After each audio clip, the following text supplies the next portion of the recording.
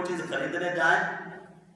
تو بازار میں جو ریٹ لکھا ہوتا ہے، مثال کے طور پہ فروٹ آپ خریدتے ہیں، کیلا خریدتے ہیں، اوپر لکھا ہوتا ہے جی 250 روپیہ ہے، بڑے خوشی کے ساتھ ہم 250 روپیہ دے کے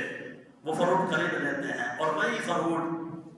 اگر کوئی سفید پوش بزرگ اپنے سائیکل کے اوپر رکھ کر یا اپنے سر کے اوپر وہ اٹھائے ہوئے ٹوکرا وہ ہمارے دروازے کے اوپر آ کر ہمیں وہ فروٹ دے، تو وہی جو ہم نے 250 روپے میں بڑے خوشی کے ساتھ خریدا تھا،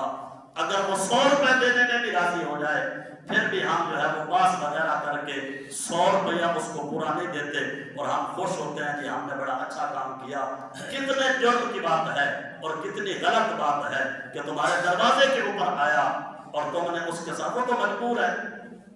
اگر وہ نہیں بیچے گا تو کمائے گا کہاں سے، کھائے گا کہاں؟ اس نے جو سر کے اوپر ٹوکرا اٹھایا ہوا ہے نا فروٹوں کا، وہ جب تک نہیں بیچے گا تب تک اس کے گھر میں بیوی بچے بال ہیں وہ کھانا نہیں کھا سکے،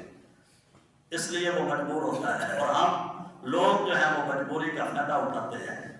اور جو غریب جو ہے اس کو دبا دیا جاتا ہے۔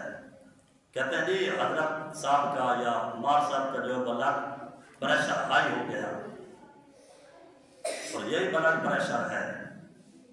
کبھی کسی جو ہے وہ تکڑے کے سامنے ہائی نہیں ہوتا، کسی افسر کے سامنے بلڈ پریشر ہائی نہیں ہوتا،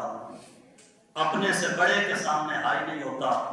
غریب کے اوپر فوراً جو ہے وہ ہائی بھی ہو جاتا ہے، اس کو جو ہے وہ گالی گلوچ بھی دے دی جاتی ہے، غریب کو مار بھی دیا جاتا ہے، اور جب پوچھا جائے کہ یہ کیوں کیا ہے، جی میرا بلڈ پریشر ہائی ہو گیا تو مجھ سے رہا نہیں گیا۔ کیسا تیرا بلڈ پریشر ہے کہ غریب کو دیکھتے ہائی ہو جاتا ہے، اور جب تجھ سے تکڑا آئے تو تیرا بلڈ پریشر ہائی ہونا بھول جاتا ہے؟ یہ اتنا بڑا گناہ ہے، قیامت والے دن جب اللہ تبارک و تعالیٰ کی بارگاہ میں کھڑا ہوگا اور رب تجھ سے تیری زندگی کے ہر معاملے کے بارے میں سوال کرے گا، پھر تجھ کو پتا چلے گا کہ کون سا جو ہے وہ نظام ہے، اور تو نے ہر ایک چیز کا وہاں جا کر حساب دینا ہے۔ امام الانبیاء نبی پاک صلی اللہ تعالیٰ علیہ وآلہ وسلم کے صحابی ہیں حضرت ابو دحدہ رضی اللہ تعالیٰ عنہ۔ جب یہ آیت کریمہ اتری کہ من ذا الذی یقرض اللہ قرضا حسنا